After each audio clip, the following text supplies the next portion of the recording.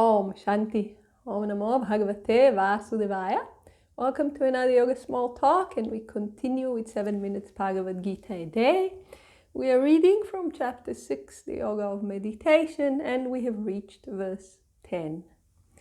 Let the yogi try constantly to keep the mind steady, remaining in solitude, alone, with the mind and the body controlled and free from hope and covetousness. So we see here, we go back to the sadhana. Let the yogi try constantly. So we are back to the practice. This person is still not established. He's trying, he's working, he's practicing. What is he practicing? Keeping the mind steady. How is that done? What are the aids to keeping the mind steady? Remaining in solitude, alone, with the mind and the body controlled. So we will see later on how the mind and the body correspond in this situation, and free from hope and covetousness. So we said in previous teachings, free from hope, it doesn't mean desperate. It means no expectation and no desire for the fruits of the action. For instance, not doing the meditation in order to attain siddhis, to attain superhuman powers. Doing the meditation as a practice to reach the supreme. No personal fruits in the tangible manner like siddhis, etc. So let's unpack a little bit this verse. So we said constantly, this is the reference to abhyasa, which means the continuous, uninterrupted practice with joy, meaning that we are doing something because we know it is the good thing for us to do and we are really invested in it. So we are doing it over a long period of time and uninterrupted.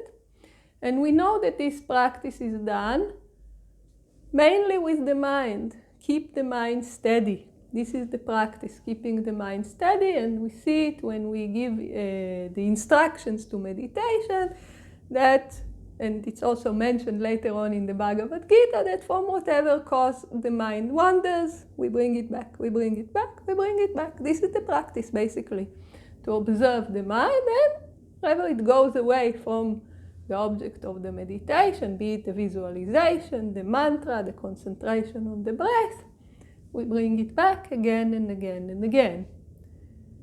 Remaining in solitude, because this practice is meant to internalize the mind. So we need to have as few distractions as possible. We need to be alone. And Swami Shivananda tells us, if you are a complete renunciate, go to the forest. There you will be alone. You are able to practice it. If you are a householder, you cannot just drop everything and go saying, I'm going to meditate, goodbye. Swami Shivananda tells us specifically, if you're a householder, you should do things in a way that is not injurious to yourself or to others. So, Swami Shivananda tells us, for instance, if you cannot go to the forest, for example, because you are a householder, you have responsibilities to your family, then turn your house into a forest. Have a meditation room in the house.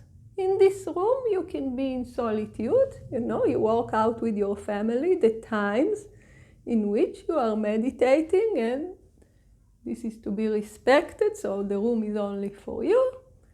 And the room, we will reach later on, it needs to be clean, it needs to have some things in it, but basically it's an area of the house where you can be alone for a certain period of time during the day. How much?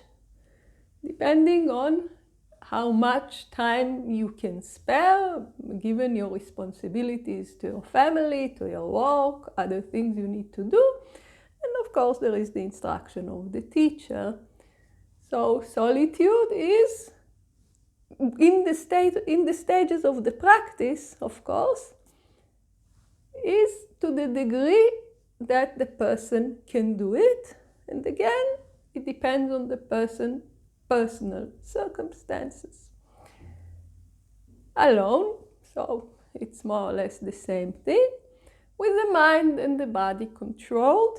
And later on, we will see how to do this.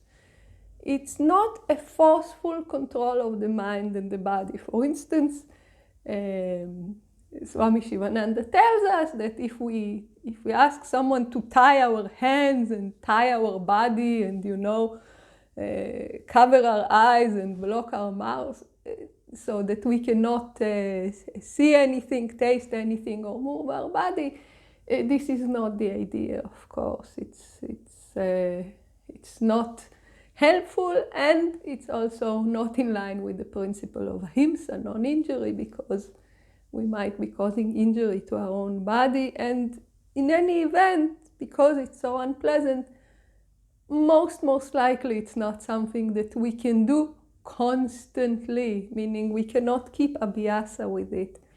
So there are practices, and we will see them in the next verses, how to teach the body how to sit still, how to still the mind. We already discussed some of it when we discussed chapter 5. So again, this is a practice. It's not something that we force on the body. And the attitude, free from hope and covetousness, meaning that we know that in parallel we need to work on karma yoga. We need to work on letting go of the fruits of the action. We need to transcend the attachments to the objects.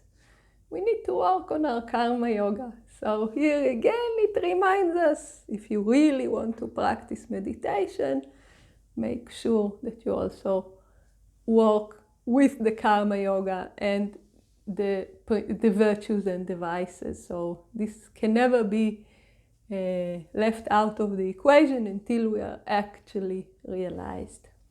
So this is just the basic unpacking of this verse. But there is one more beautiful point that comes out of this verse to explain to us the real prerequisites for the practice. And this we will discuss in the next teachings. So please join us. Om Shanti.